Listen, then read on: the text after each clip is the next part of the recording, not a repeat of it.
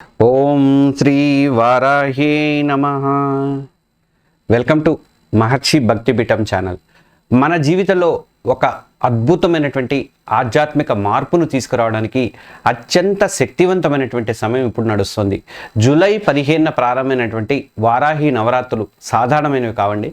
ఇవి ఈ నవరాత్రులకు ఒక విశేషమైనటువంటి ప్రాముఖ్యత ఉంది. జ్యోతిష్య శాస్త్ర పండితుల ప్రకారం ఏంటంటే దాదాపు 12 ఏళ్ల తర్వాత ఒక అరుదైన యోగం ఈ సమయంలోనే ఏర్పడిందట. ఈ యోగం వల్ల ఈ 9 రోజులు చేసేటువంటి పూజలకి అద్భుతమైనటువంటి శక్తి లభిస్తుంది అని చెప్తున్నారు.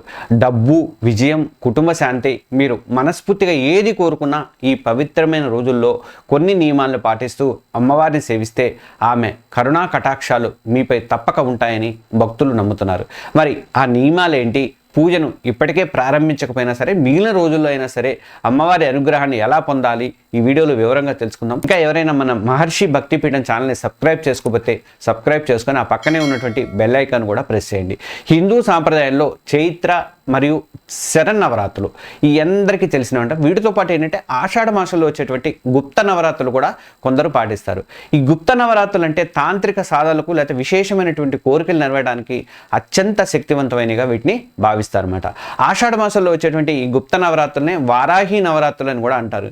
ఎందుకంటే ఈ సమయంలో వారాహి అమ్మవారిని పూజించటం వల్ల విశేషమైనటువంటి శీఘ్రమైనటువంటి ఫలితాలు కలుగుతాయని చెప్పేసి భక్తులు నమ్ముతుంటారు.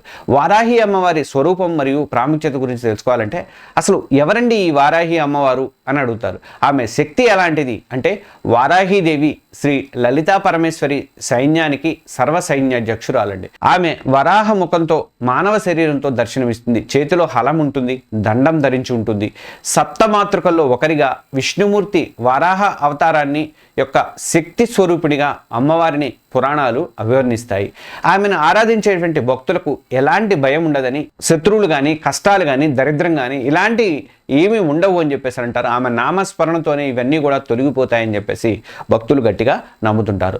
వారాహీదేవికి భూమికి సంబంధించిన దేవత అని కూడా ఒక విశ్వాసం, ఒక నమ్మకం అయితే ఉందండి. అందుకే ఈ భూ వివాదాలు కానీ, ఆస్తి తగాదాలు కానీ, లేదా సొంత ఇంటి నిర్మాణంలో ఏమైనా ఆటంకాలు ఉన్నా కానీ ఇలాంటి వాళ్ళందరూ కూడా అమ్మవారిని ఈ నవరాత్రుల్లో పూజిస్తే ఆ సమస్యల నుండి త్వరగా బయటపడతారని ఒక బలమైనటువంటి నమ్మకం అయితే ఉంది. కొందరు సాధకులు ఏం చేస్తారంటే అమ్మవారిని రాత్రి దేవత అని అంటుంటారు. ఎందుకంటే రాత్రి సమయంలో చేసే పూజలకు అమ్మవారు త్వరగా స్పందించి కోరికలు నెరవేరుస్తుందని చెప్పేసి వాళ్ళు నమ్ముతుంటారు అన్నమాట.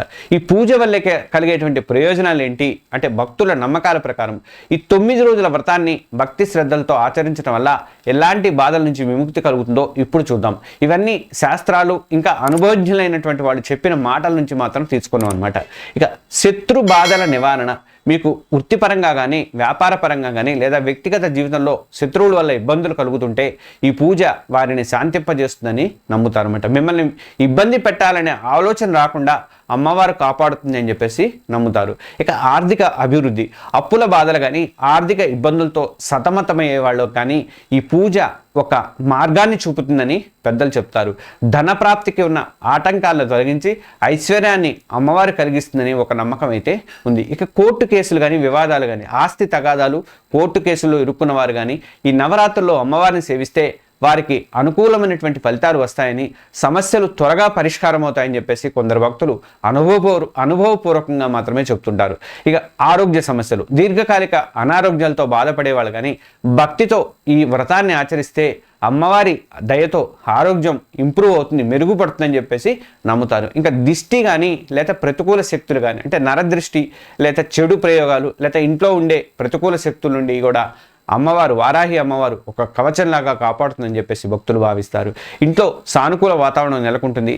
ఇక పాటించాల్సినటువంటి ముఖ్య నియమాలు అంటే ఈ 9 రోజులు ఎంత నిష్టగా ఉండాలంటే ఇంతటి శక్తివంతమైన పూజ చేసేటప్పుడు వారాహి అమ్మవారికి ఈ 9 రోజులు అత్యంత నిష్టగా కొన్ని నియమాలను పాటిస్తే పూర్తి ఫలితం దక్కుతుందని చెప్పేసి పండితులు చెప్తున్నారు. ఆహార నియమాలు చూసుకుంటే ఈ 9 రోజులు తప్పనిసరిగా సంపూర్ణంగా శాకాహారాన్ని మాత్రమే తీసుకోవాలి.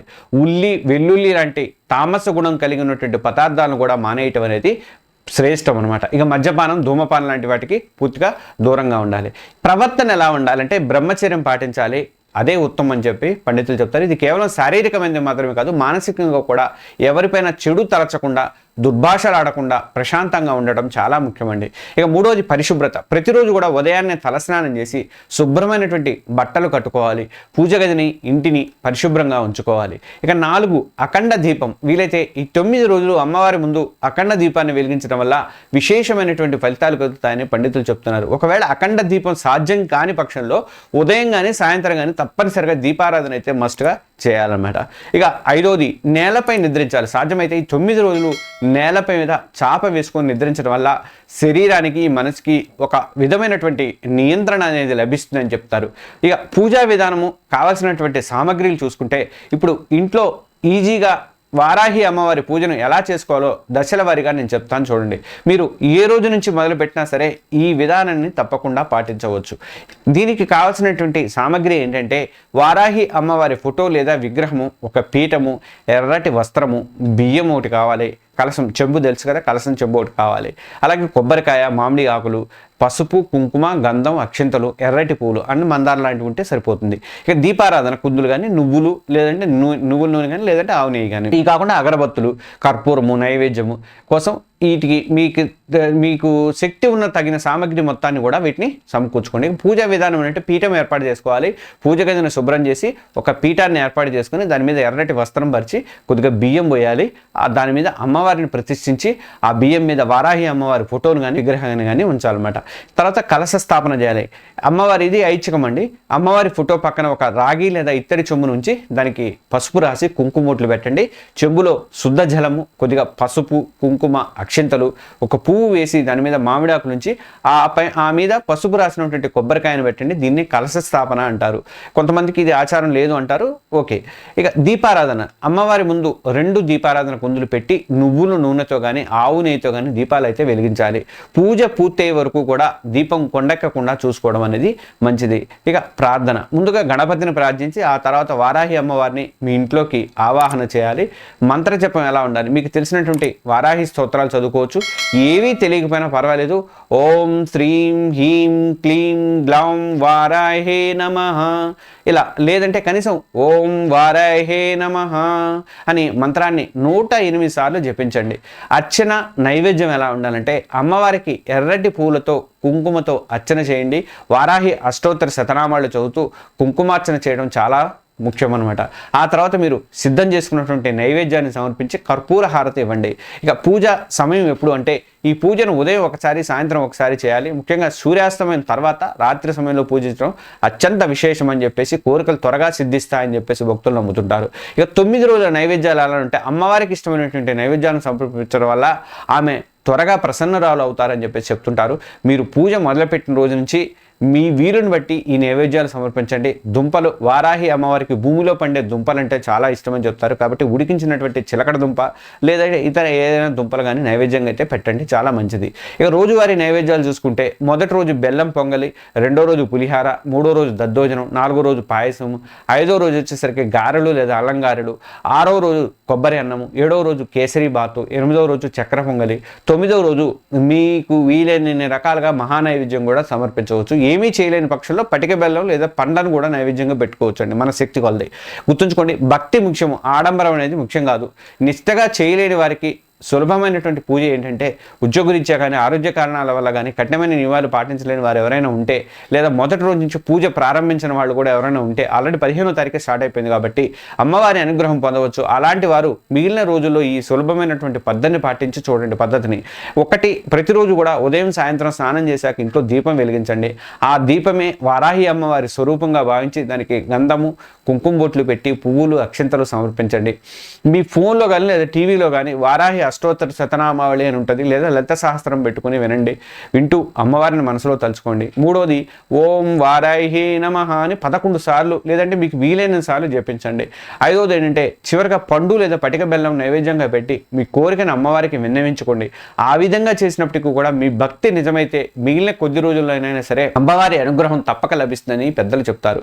చూశారు కదా, ఇప్పుడు జరుగుతున్న ఈ అత్యంత శక్తివంతమైనటువంటి వారాహి నవరాత్రుల్లో ఈ సరళమైనటువంటి నియమాలు పాటిస్తూ భక్తి శ్రద్ధలతో అమ్మవారిని పూజించి మీరందరూ కూడా అమ్మవారి సంపూర్ణ అనుగ్రహం పొందాలని నేను మనస్ఫూర్తిగా కోరుకుంటున్నాను. మీ ప్రతి ధర్మబద్ధమైనటువంటి కోరిక నెరవేరాలని, మీ కష్టాలన్నీ తొలగిపోయి మీ ఇంట సుఖ సంతోషాలు ఐశ్వర్యం వెల్లివిరియాలని చెప్పేసి ఆ దేవిని నేను కూడా ప్రార్థిస్తున్నాను. ఈ సమాచారం, ఈ వీడియో మీకు ఉపయోగపడింది అనిపిస్తే మాత్రం తప్పకుండా వీడియోని లైక్ చేయండి. మీ అమూల్యమైనటువంటి ఈ విషయాన్ని మీ బంధుమిత్రులతో కూడా పంచుకోండి. ఎందుకంటే మనం పంచినటువంటి జ్ఞానం మనకు మరిన్ని శుభాలను కలిగిస్తుంది అంటారు కదా. అమ్మవారిపై భక్తి ఉన్న వాళ్ళంతా కామెంట్లలో జై వారాహి అని తప్పకుండా రాయండి. మరిన్ని ఇలాంటి ఆధ్యాత్మిక విశేషాల కోసం మన మహర్షి భక్తి పీఠం ఛానల్ని ఇప్పుడే సబ్స్క్రైబ్ చేసుకోండి. సర్వే జన సుఖినో భవంతు. జై